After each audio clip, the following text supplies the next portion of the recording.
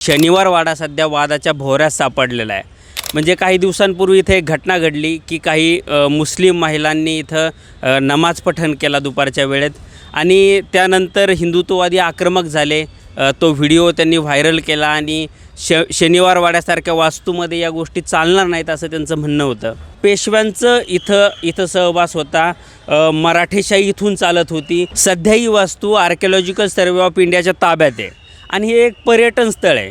पुण्यातले अनेक लोक विरंगुळा म्हणून किंवा दुपारच्या वेळेत शांतता म्हणून इथं येतात.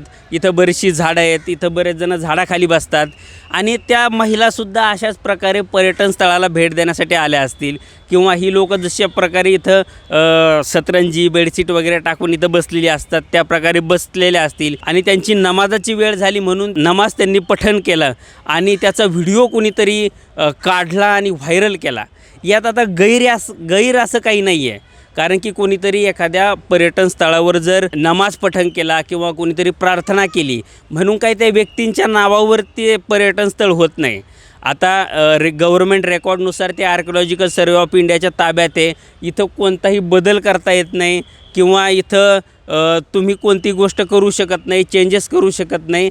तर त्या दोन महिलांनी पठण केलं इथं नमाज म्हणून एवढं काय असं बिघडणार आहे.